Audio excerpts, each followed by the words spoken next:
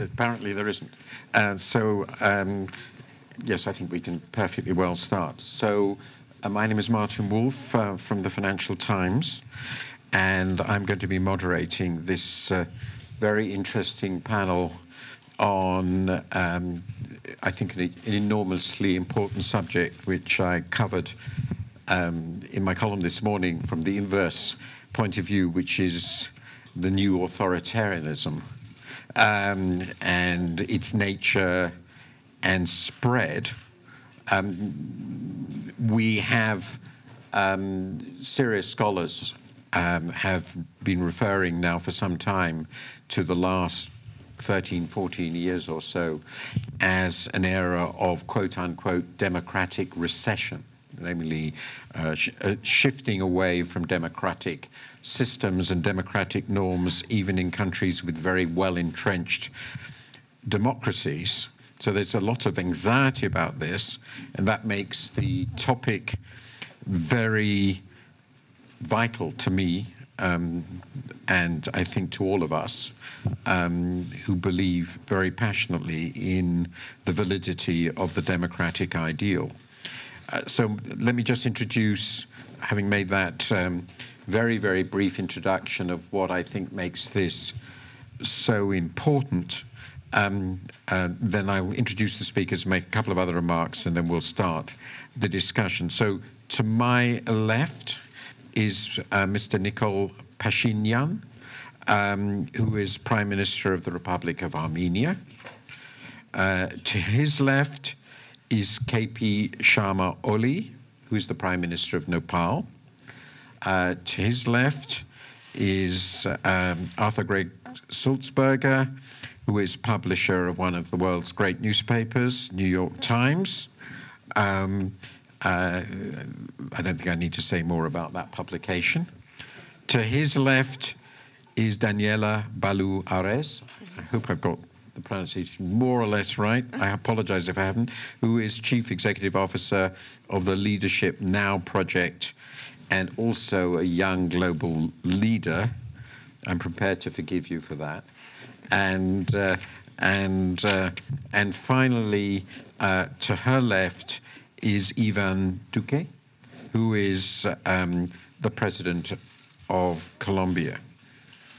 Part of the background, which I think is very interesting to this, and particularly relevant with the participants we have, was an enormous surge in democratization in developing countries after about 1980. And the proportion of the world's regimes that were democratic, mainly because of that surge in developing countries, reached a peak in about 2006 on the standard measures. And one of the interesting phenomena we are seeing is while a lot of developing countries are showing a great deal of interest in enthusiasm about democratic norms and democratic systems, we are seeing some quite significant erosion of that in major Western democracies. I would say not excluding the US. So this is a very live topic, as I've already indicated, but the idea of democracy as a universal political system has, I think, was at one stage very widely accepted across many different types of countries, and is now, to some extent, again, quite widely under attack. So with that, let me start with the questions. So let me start with you, Prime Minister Pashinyan.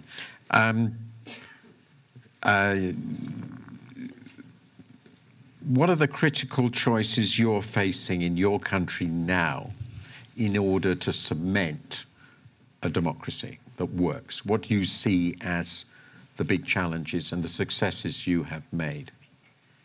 Thank you very much. I hope you know that last year we had a non-violent democratic revolution, and last month we had elections parliamentarian elections, which was assessed as free, democratic, and transparent.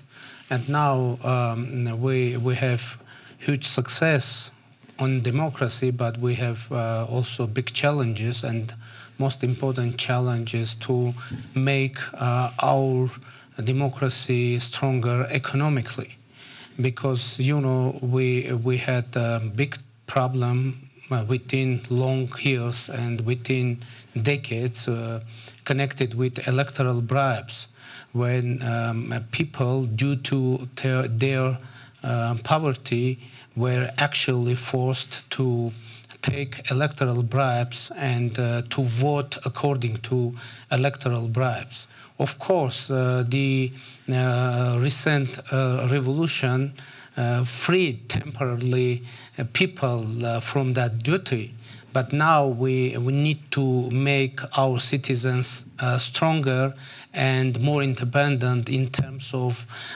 economy. And now what we are going to do, now we are going to establish, to create a new sector in our economic structure.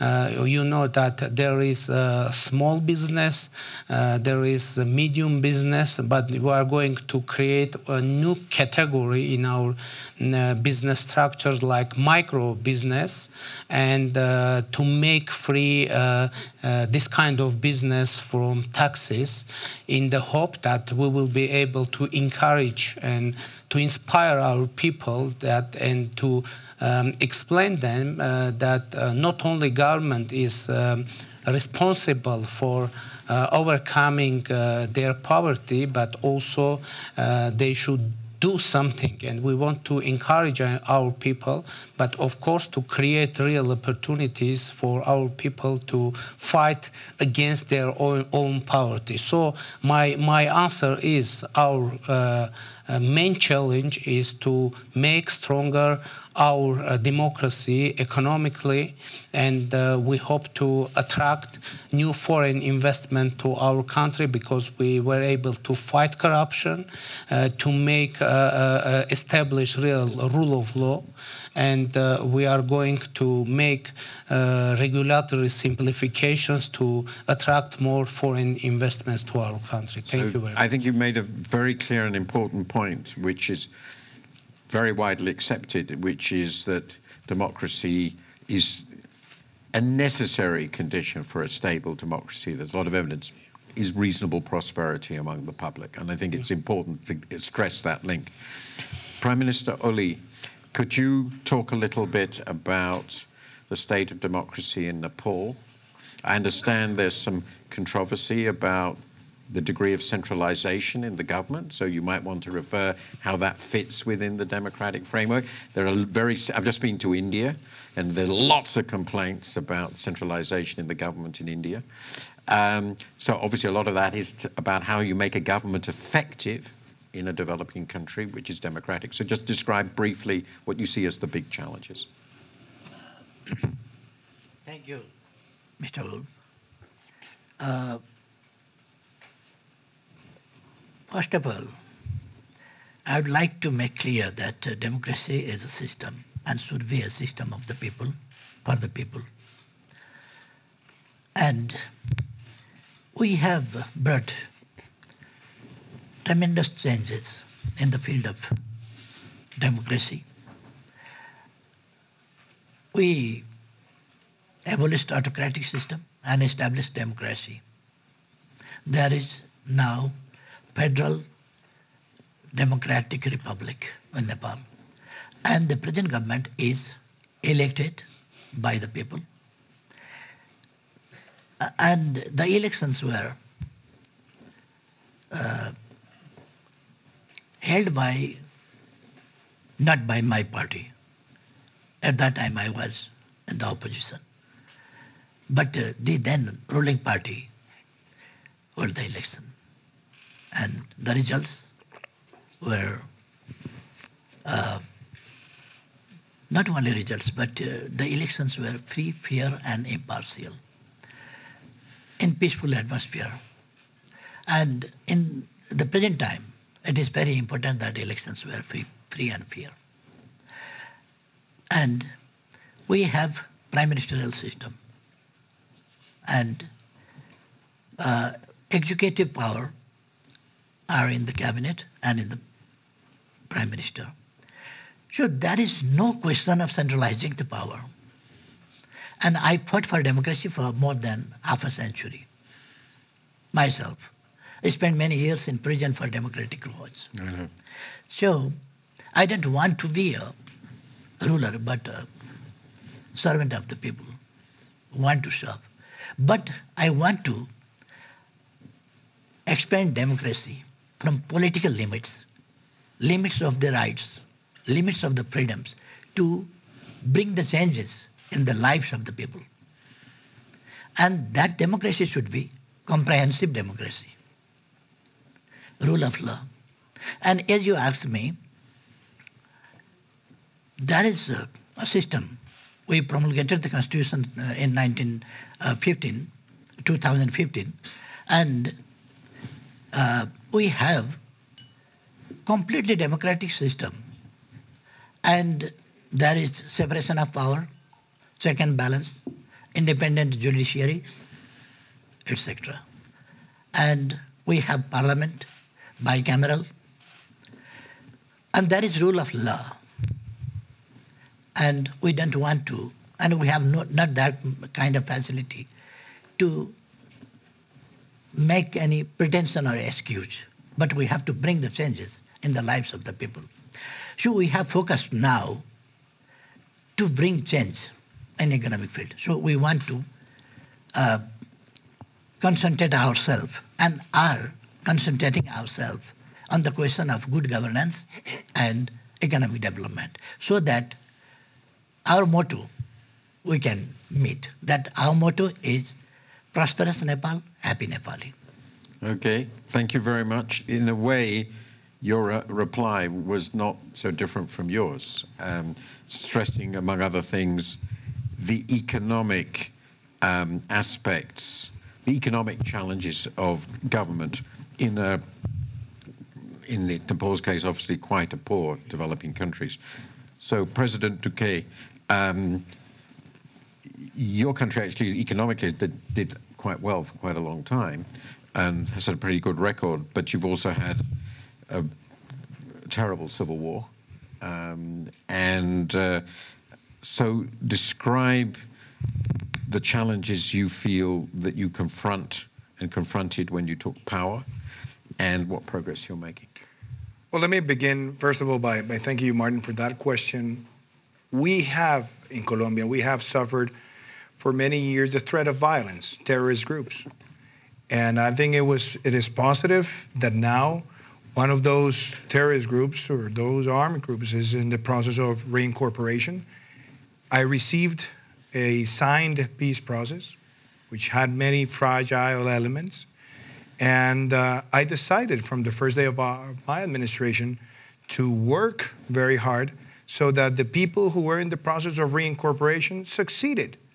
And that means that we need to find for them specific productive activities, find job opportunities, and at the same time bring government investment to those regions that have been badly affected by violence historically.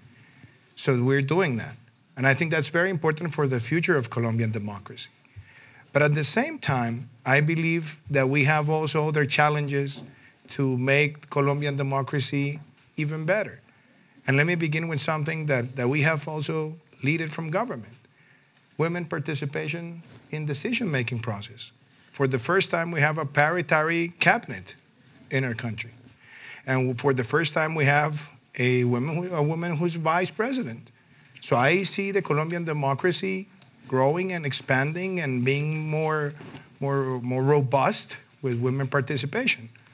And on the other hand, I think it's very important that minorities in Colombia participate more actively.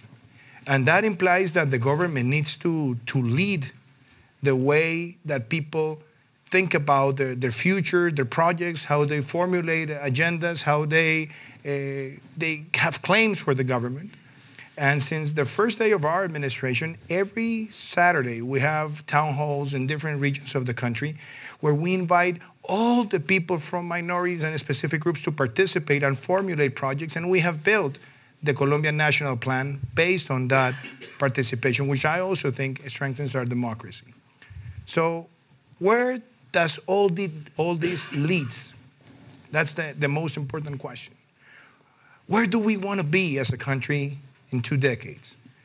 We have an income per capita of around $7,000, and I want Colombia to become a country with a per capita income of more than $30,000. And maybe that will take us 2 decades, but we need to start now. And the way we manage public policy, for me, has to be based on pedagogy and not demagogy.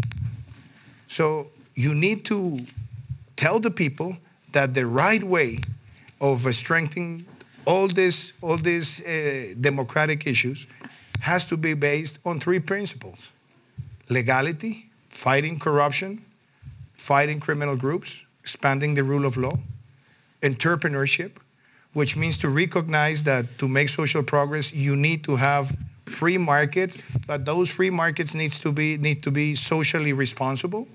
And at the same time, the right objective is fairness, and that fairness means closing the gaps between rich and poor and the regional gaps. So that's how I see all the pieces together. And finally, if I may say this as well, where do we want to be in terms of the challenges of the 4th Industrial Revolution, an issue that has been discussed in this World Economic Forum session? The 4th Industrial Revolution, we want to embrace it. That's why today we launched the first center in Latin America, because we believe that if we want to be a high-income country, we need to embrace, adopt the right policies. And that will help us make the people secure that the middle class will expand, that they will not be harmed by the Industrial Revolution, and that through education and closing the digital gap, we will bring more opportunities to the Colombian people. I will put that in that package, Mark. That's very ambitious and interesting. And I'll come back to some of the really interesting questions that are implicit in all 3 comments about the relationship between democracy and economic progress, which I think is really one of the central debates of our time. And it's a return of debates I remember from my youth in the 60s. I'd like to turn to you, Ms. Ballou-Aares. Tell us about your project, what you're doing, and why it's going to make a difference. Sure. Thanks, Martin. You know, you started this discussion by saying that authoritarianism is on the rise, and we have a fundamental risk to democracy. And what you see right now around the world is that trust in government and trust in political systems to solve problems are at historic lows in many democracies. In the US, we've gone from 70% trust in government in the 1960s to less than 20% today. So we started the Leadership Now project as a response to that, as an effort to mobilize next generation business leaders to be part of solving those challenges. It's fair, I think many would argue that the role of business in democracy has not always been positive. And some of those critiques certainly have merit. But what we saw as an opportunity was to really set out a path for what principled leadership in democracy can look like. Leadership that prioritizes renewing and restoring our democratic system and doing that in service of an economy that works for all and for future generations. So not only are we really seeing the need and opportunity to bring every segment of society into the conversation of renewing democracy, but also to look at it in new ways. So over the last years, what we've done is bring together leading academics, democracy experts, data scientists to really understand what are the fundamental challenges to American democracy right now. We've had everyone from Harvard Law professor Larry Lessig to Michael Porter from Harvard Business School who are studying the drivers of dysfunction in the US. And we layer that with some novel data science and analysis that's looking at where are the resources in the system, where is money flowing, how is it influencing politics in the US. And what we've learned from that is that there really are 2 fundamental challenges that we're facing. We're facing a talent problem and a systems problem, and we're going to have to tackle them together. On the talent side, we've seen multiple generations in the US now completely disengaged from politics. If you're under 55 in the US, you probably aren't voting. You're not running for office. If you go to a top university, it's in the single digits, the share of people who are going on to public service. So we need a dramatic step up in participation at every level in the US. On the system side, we have some fundamental structural issues that are undermining effectiveness. We have a primary system that drives candidates to the extremes. We have something called gerrymandering, which means politicians draw their own political districts and then stay in them for a very long time. We have increasing money in politics and its influence around narrow interests. And we have an erosion of commitment to facts and science, both in policymaking and in the media. So those are big problems. But we really do think it's the project of our generation, not just a 2-year election cycle project, but a project of the decade ahead to work to fixing democracy and to do it across every segment of society. Thank you very much. That's, I think, a pretty comprehensive, brief view of some of the issues that certainly a number of Western democracies face. Now, let me turn to you finally in this introductory round, Mr. Sulzberger. The old media designation we share, my employer and yours, have been very much under attack. They've been accused of disseminating fake news, and a lot of people believe that. So how do you view the role of the media in contemporary democracies? How do you think they can best tackle and deal with those assaults, and regain the trust of the public? Well, let me say first, I don't think old media is under attack. I think independent media is under attack, regardless of whether it's a newspaper like ours or a digital publisher or broadcaster. Look, it shouldn't need to be said, but the events of the last couple of years make it unmistakably clear that it needs to be said, and said often. A free press is essential to democracy. At the New York Times, our mission is to seek the truth, hold power to account, and help people understand the world. That is a mission that's shared by news organizations all over the world. And if you look at that list, truth, accountability, and understanding, that's exactly what a society needs in order to self-govern. So the success of democracy in many ways hinges on the empowerment of a free press to interrogate its systems and leaders. And this has been a time of extraordinary and unprecedented pressure on a free press. And I think it's something that should alarm everyone in this room and everyone on this stage. We're seeing journalists being jailed, imprisoned, harassed, reined in by laws meant to push journalists to self-censor. And the press certainly has a role in making the case for its own importance. But I think that everyone in society, every institution in particular, democratic leadership need to embrace the centrality of its role if we're to succeed. So I'd like to ask a few follow-up questions, and I actually would like to start with the one that you have raised. I'd like to talk to the three political leaders. Perhaps I'll start with you. So what's your relationship with the press? And how do you buy... Now, obviously, I understand no political leader likes the press because they're full of criticism.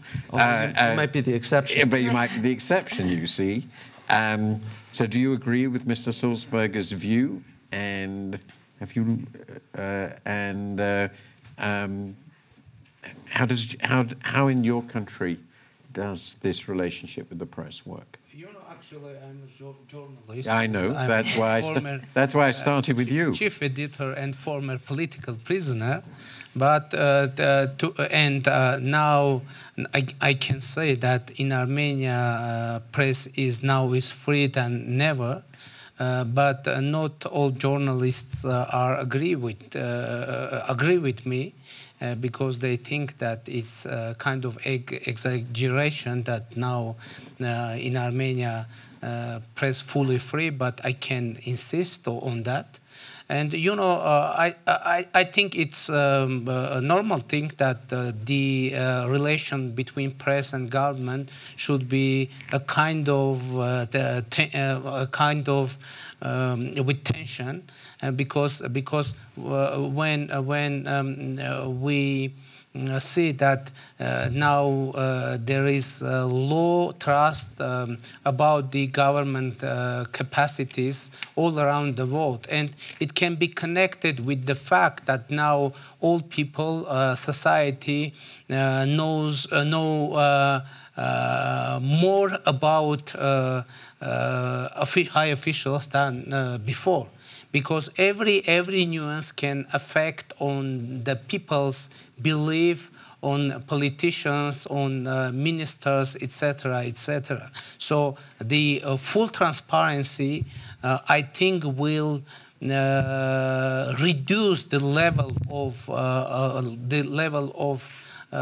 belief toward the government, because at first many people think that these people, which are presidents and ministers, should be like gods, like saint people. But if they find out that these people eat every day ordinary meal and has some ordinary needs, they become their belief on these people became less and less. That's my point of view. That's interesting. Do you think you should remain then, that people should continue to think you're saints? Difficult to pull off, probably. President Duque, what is your relationship with your press? You get up every morning. I value democracy a lot, and Colombia is one of the oldest democracies in Latin America. And I think a fundamental piece of democracy is free press. So the role of a political leader, the role of a president or a congressman, somebody who's in public office, is to evaluate what the press is trying to put before the public agenda for discussion.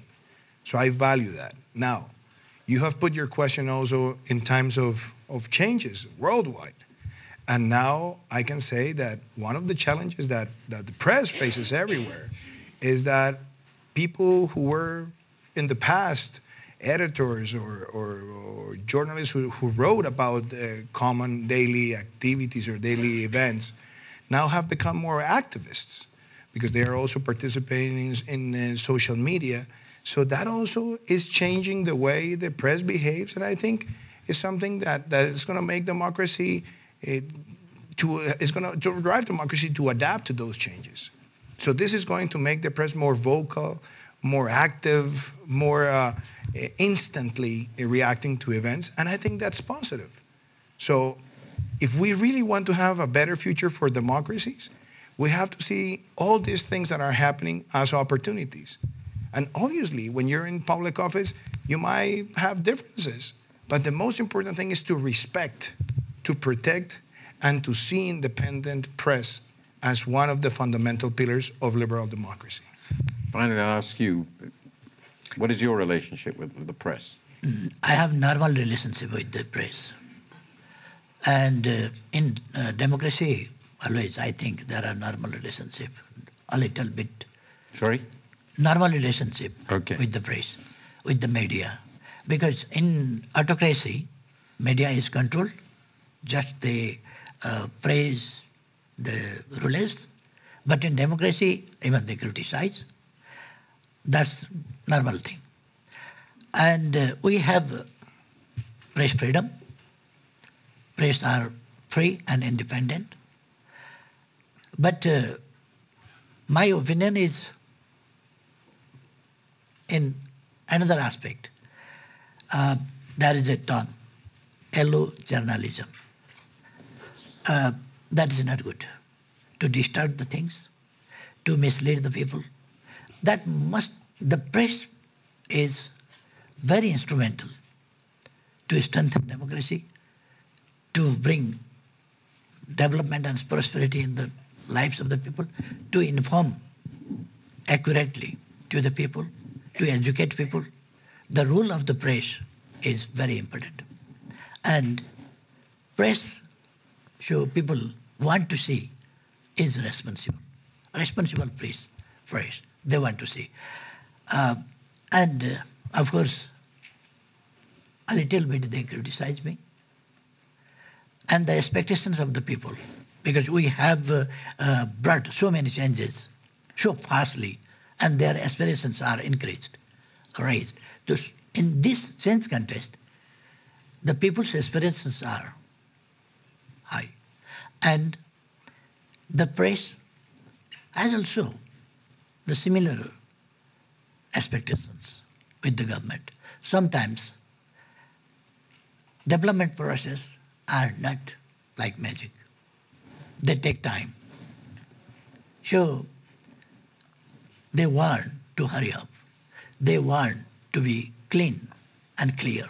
They want to be transparent as well. So press is instrumental strengthening democracy, and it's useful for development and ICT or technology.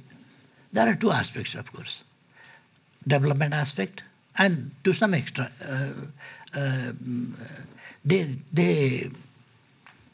there are problems also, like young generation are being misled by some social media, etc. We should be very careful about all these things to create a civilized and developed society. Modern. So there are lots of questions, most of which we're going to explore, but there's one really big issue that has come up, which I think goes across these countries, and I'll go with you on this, but also you. Social media, and the new digital landscape, the new media landscape, which is obviously powerfully transformative in that it's given everybody a voice. Those voices are very different kinds, to put it mildly. You get heard often by the most extreme statements and views. You can create alternative universes, many alternative universes. So this is I think it's a great temptation also for individuals. I don't know whether I'm unique, but I've never been on Twitter or any of these things. I think they're absolutely lethal. But it's a transformed environment. Mm-hmm. So looking at the US experience, which is where sort of everything's ahead of everybody else, how would you evaluate the capacity of democracy as we've known it, as we knew it, to cope with this completely transformed information landscape without any established or authoritative media in the way that one would have taken for granted 50 or 60 years ago? I want to address that directly, but do you mind if I just circle back to one item that came up here first? You know, I think it's worth acknowledging that the United States has been historically the world's greatest champion of a free press. Of course. Since we're talking about it. Of course. That's why we have two Americans here, I'm sure. And the United States has publicly retreated from that position. Indeed. In a way that I think has encouraged and facilitated press crackdowns around the globe. We are seeing journalists jailed, murdered. When I met with President Trump to raise my profound and growing concerns about his anti-press rhetoric, from the phrase fake news to the much more insidious phrase enemy of the people. He pointed out to me that, with some degree of pride, that multiple countries had actually banned fake news, and my response to him was that, those countries weren't banning fake news; they were banning their dictatorships and tyrannies that were banning independent scrutiny of leadership and power. And they were banning real news. And I think, there are a lot of questions that have, come up about social. I'll circle back to that. But I do think that has created a climate that has fostered more space for anti-press crackdowns. And I don't want to go too far here, but I think it's important to acknowledge that there have been some anti-press laws passed in your country that have effectively criminalized routine news gathering, requiring permission, prior permission for the publication of personal information, and to some extent banning criticism of public officials. And I know that is always balanced against another set of facts, but I do think that it's important for us to recognize that across the globe we need to be pushing for fewer restrictions and more of an embrace of press rights. Do you want me to circle back to very briefly? Yeah. Look, I think social media. This is a. I don't think democracy has yet learned how to incorporate social media. I don't think the platforms are had fully internalized, and I think are still in the process of internalizing their power. Facebook alone reaches 2.2 billion people, making it the most powerful information monopoly in the history of the world, and others are close behind it. And you can still be a skeptic of overregulation, and find yourself realizing that this free-for-all environment is being actively misused for sometimes nefarious ends. Wouldn't it be a bit paradoxical? Putting this Cree issue in the US, where First Amendment rights are so fundamental, to push for some form of which is very widely done now. Yeah. Some form of regulation of the key social media. Yeah, I mean, there are more ways to do it badly than to do it well, and I think that's really important. That that societies go into any conversation about this clear-eyed, that you can accidentally cause a lot of trouble. But to use one obvious example, and this is an example where Facebook and others deserve some credit for movement. The regulatory regime around disclosing, the source of political advertising was much stronger in print, radio, and television than it was on the internet or social media, despite reaching vastly more people. And that's the type of loophole that was widely exploited. So, Daniella, social media, and I'd like to. What do you feel about this issue? Yeah, two things. One, I think one of the disturbing pieces of data that we looked at was how fake news travels more quickly in social media than not fake news. And that's not only because of bots. I mean, that's just people clicking on things that look interesting and sharing it in their networks. So I think that's one of the many fundamental challenges that we need to figure out and address. But one other angle I'd like to take on social media is, while it keeps people up to date and informed and like nothing else, it's not a substitute for genuine political engagement. And I think we've had an element where people feel like, I've clicked like on Facebook, I've shared an article, and now I've taken my stand in politics. And the reality is that's not changing anything. And we really lack kind of social connectivity and capital in politics in a certain way. So if in previous generations someone might have joined a political party or been kind of deeply involved in political activities, people don't join political parties anymore in the US other than to show up at a primary. So there is a real need to foster genuine, deep engagement in politics, build on people's existing social networks to engage them. It's an interesting thing that you see some of the most powerful forces in politics in the US are as much social clubs as they are political forces. So you take the National Rifle Association, for instance, in the US, which does have a lot of influence on their issues in politics, but it's also where people go to picnics and have social connectivity. So one of the things we've seen as an opportunity at the Leadership Now project is tapping into, for instance, university alumni networks and other networks that have strong social connectivity and can be a space for really tackling our big problems in politics and democracy. Can I ask, I'm going to try and get through two questions very quickly and then go to the floor because there's so many issues. But there's a very specific issue which I think any of you can comment on, but I think not all, which is very relevant here, which is the role of business in politics. It's obviously a big issue in the States. And so I sort of think, is business the problem or the solution? I'm inclined to think in this context is the problem.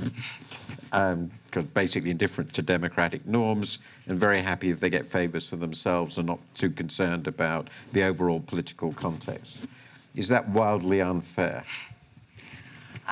No, I touched on earlier, I do think critique of the role of business in politics is not without merit. But I'd like to distinguish that in a couple of ways.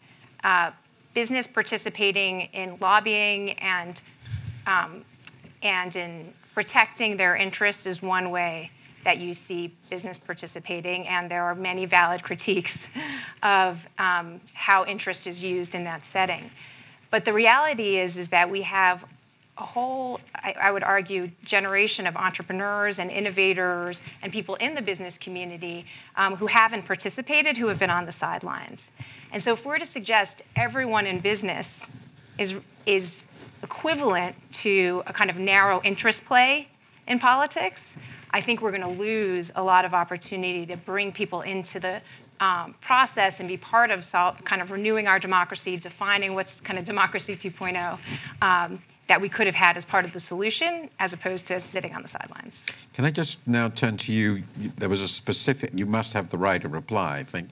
There was a specific charge made by Mr. Sulzberger that some of the legislation that you have introduced goes against press freedom. How would you respond to that? Briefly. Yeah, very briefly, I would like to make it clear that Nepal is a democratic country and believes in democracy. And in democracy, everything is under constitution, under law, under separation of power. We have lady president, head of the state, and we have parliament, we have judiciary, we have press, we have people. And people are sovereign. And there is no intention and no action to control or bring under restriction to the press. Press is completely free in Nepal. And as he said that there is no question of restrictions. But again, I want to say one thing. In the name of freedom, if somebody gives false news and hurts other and damages others' family life or prestige or business, is not good. I can say that much. And I want to educate my people in this way, that we must be responsible Because the democracy is the system for all, not only for the people who are involved in press, but for others also. And press is independent and free, but must care the lives, prestige, and loss and benefit of other people also. That's my opinion. I'd love to get into it, because I could be very happy to proceed for an hour on libel laws and all the rest of it, but I think I'm going to have to move on. And there was another question I was going to ask. I'm going to put it to one side because we're running a bit late. So I'm going to ask the audience for questions. I'll take 3 at a time. We'll see how we do. Please make it a very short question. Ideally say who it's addressed to, and start off by saying who you are. So does anybody, I can't see everybody easily. Yes, sir, perhaps you could stand up, say who you are and ask the question.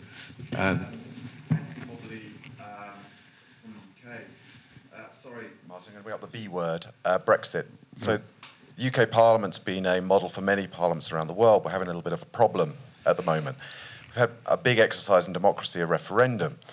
We've had newspaper headlines calling people the enemy of the country and so forth. So many of the problems you describe we're now facing. Enemy of the people, I think. Enemy of the people, sorry.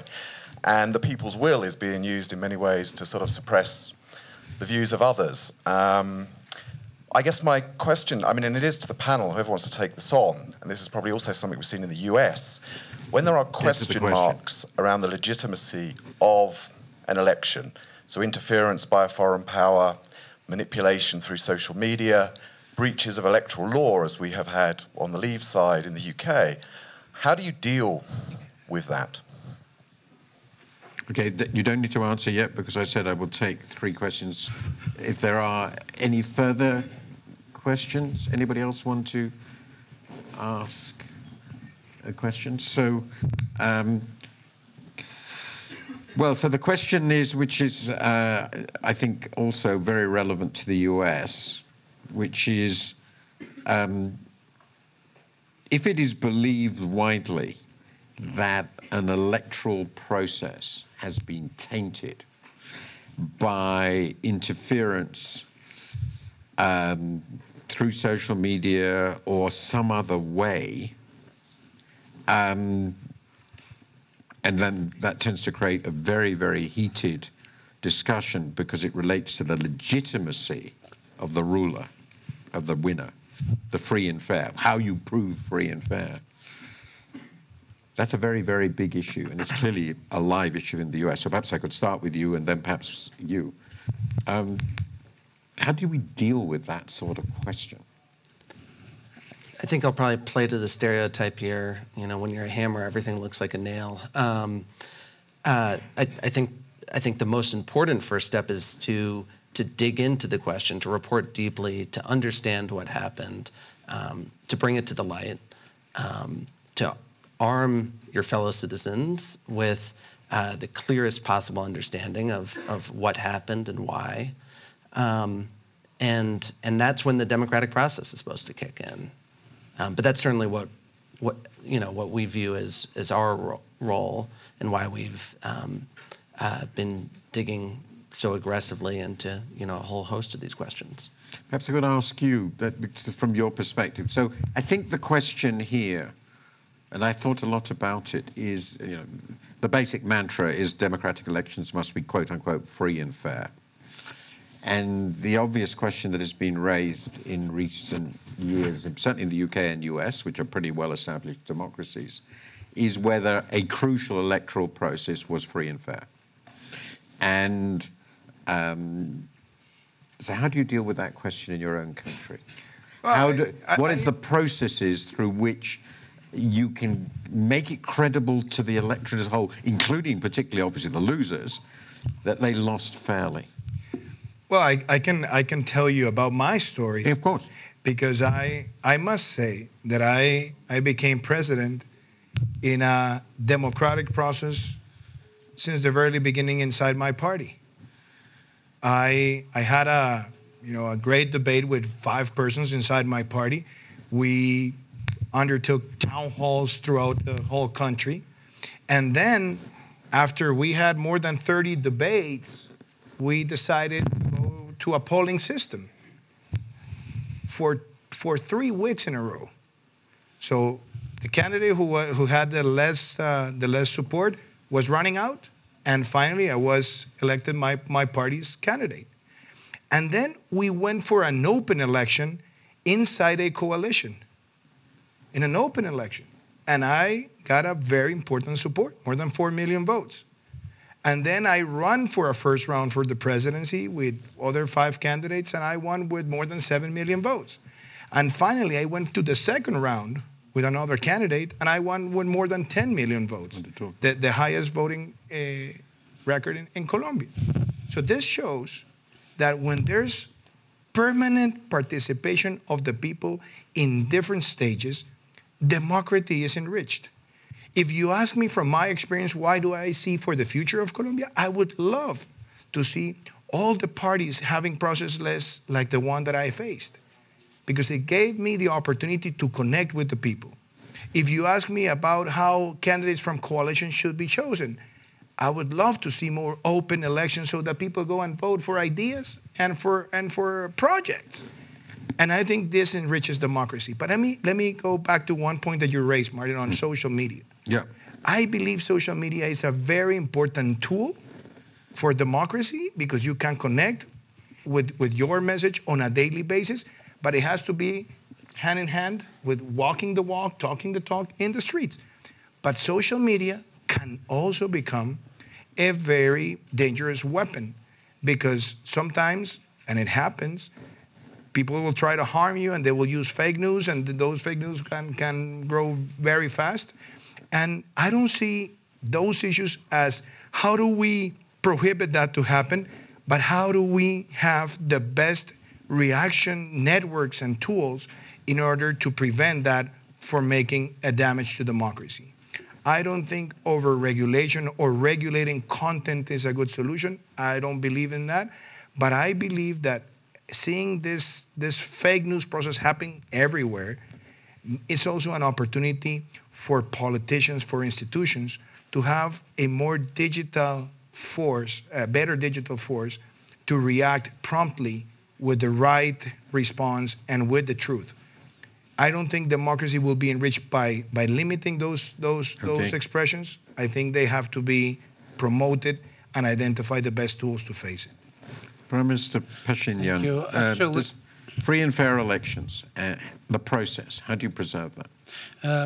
If I may, I would like to say that actually we made our revolution through the social media because we were under media blockade, and we were able to have a breakthrough with use of social media.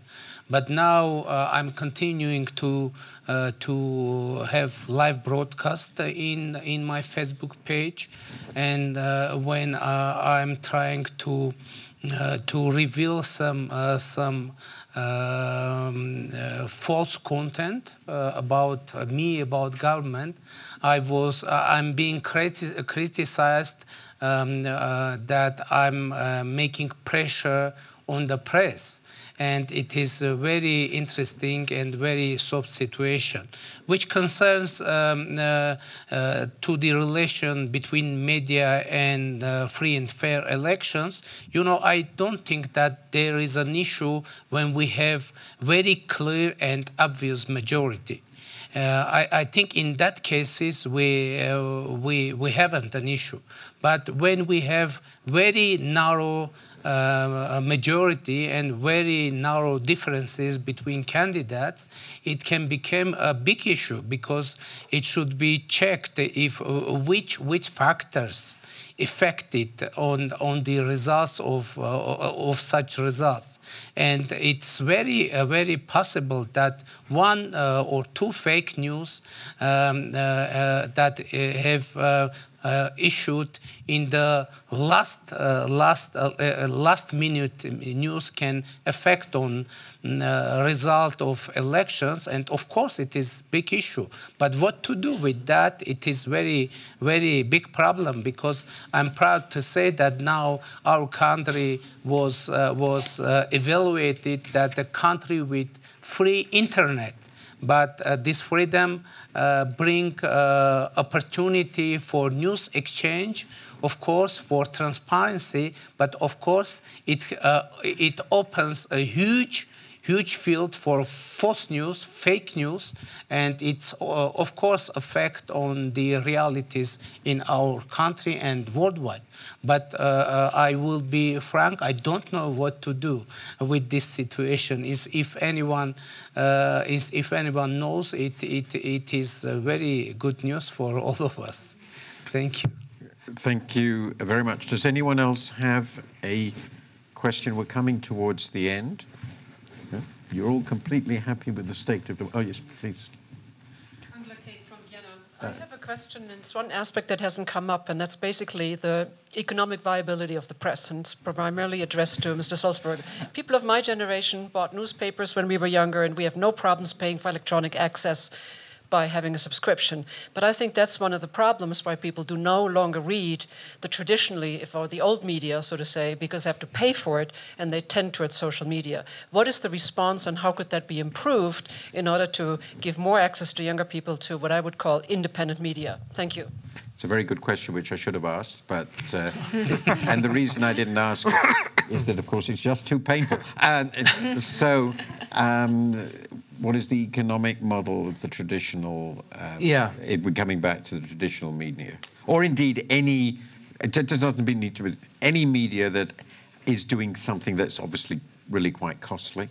Yeah, and I think actually you just hit on something there at the end. I mean, first, I think it's really important not to lean too hard on the word media, which has become a catch-all phrase from, everything from, 3 of our reporters spending 18 months to build the most, going through 100,000 pages of documents to build the most comprehensive portrait of the president's wealth to date, to 3 people on a panel on cable news yelling at each other, one of whom's a right-wing hack, one of whom's a left-wing hack, and one of whom is ostensibly moderating. That phrase media isn't always the most helpful. What I think really matters, and what I suspect you believe matters, is independent reporting, and the expertise that adds nuance and insight that isn't necessarily already there. That's incredibly expensive work, and the business model has eroded so quickly that since the year 2000, more than half of American journalists have lost their jobs. In total numbers and in percentage terms, that means journalists are losing jobs faster than coal miners. I think we're starting to see some real signs of optimism here. I suspect it'll be a long, hard road, probably another decade of really hard work. At the New York Times, we have more people paying for subscriptions than we did at any point in our history. And we have more people reading us, 150 million around the world, with subscribers in every country in the world, than at any point in our history. That's really encouraging. The problem is, right now, we haven't seen that model be able to scale. And we should be really clear-eyed about what we're losing as we wait for that model, as we wait for answers. What we're losing is reporters inside communities asking tough questions, searching for information, and sharing it with the public.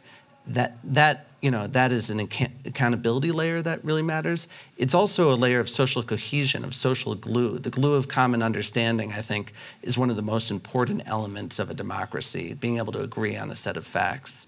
And I think one of the things that I would call for is for every news consumer to make sure that they are making the choices with where they spend their time and their money that reward original important work. Thank you very, very much. Very important topic. I'm going to have to close it. This is obviously a discussion that has touched on just a few aspects of one of the really great issues of our time. I had wanted, but I never got round to it, to have some discussion of the challenge created by the very visible success of an enormous non-democracy, namely China, which is obviously very seductive to a lot of people, just as in the 50s and 60s the Soviet Union was. I'm not making other comparisons, so I couldn't go there. But what I take from this is, fortunately, there are, and we've had 3 represented here, developing countries which have shown, whose peoples have shown a strong and passionate commitment, some of it quite recent, to establishing constitutional democracies. That is part of and a continuation of what I used to think, and in many ways still do, was an incredibly encouraging development of the last 40 years. And it is important to remember that on any criteria, there are far more democracies now, and far higher proportion of the world's countries are democratic now, that is to say, have viable electoral processes than they did in the 1970s. And we should never forget that. It's really, really important, and we should never give this up. Second point, unfortunately, Western countries, and above all the main one, the big one, which really pushed the belief in democracy as a norm and everything that went with it, the rule of law, the free press, the whole thing, has, at least under current management, lost confidence. That's a nice way of putting it. One might say has not merely lost confidence, but is actively promoting the loss of confidence in these norms. And that is making the world much more dangerous for democratic norms. And as Daniella Ballou-Aares pointed out, this reflects in part a profound loss of confidence in the peoples of many democratic Western countries, and it's not just the US, it's all over Europe, in the effectiveness, legitimacy, and credibility of the democratic process. And there are lots of polls, you mentioned some, and I'm writing a book on this, which underline this, and it's terrifying. And it's, along with that, is a deinstitutionalization of politics, which you mentioned, the collapse of parties as systems of vote. The third point, and I've only got 2 others to emphasize, is we had, I think, a very useful discussion of social media, and I think what came out of this very nicely, and I was very pleased with what you said, is it's sort of double-edged. It has created great opportunities and great challenges. I've sort of thought about it a bit like what happened to the world when the printing press hit it. It took us about 300 years to work out what to do with the printing press. Unfortunately, we compressed all that. Obviously, all our political, scientific revolutions, everything else were dictated. But we're at a very early stage. We got the 2.2 billion people on Facebook, which didn't exist 20 years ago, 15 years ago. What does this mean? We don't know. Can we contain what's put on it? Not obviously. The final crucial point, which I think I would stress very, very powerfully, because it's something I believe passionately, that it's really impossible to run a democracy without some, and you got it very well, I think, some glue of a common understanding of the world. There's a very famous sentence which seems so quaint now from a very great American senator of the 60s, Daniel Patrick Moynihan, who said, and I'm paraphrasing because I can't remember, but basically you're entitled to your private opinions, but you're not entitled to your private facts. And if you don't accept that there is a common body of facts, and it's not just whatever you find convenient to believe, and fake news is not what you find inconvenient to believe, but what's untrue. If you don't accept that as the basis, since democracy is ultimately a process of common, shared discussion, reaching shared conclusions which are legitimate, if you don't have that at all, then I think you're in a really terrible mess. And it does seem to me, at least in some of our countries, that's where we are. So we will probably have to hope that the developing countries will save us from our own follies. Thank you very, very much for this. Thank you so much.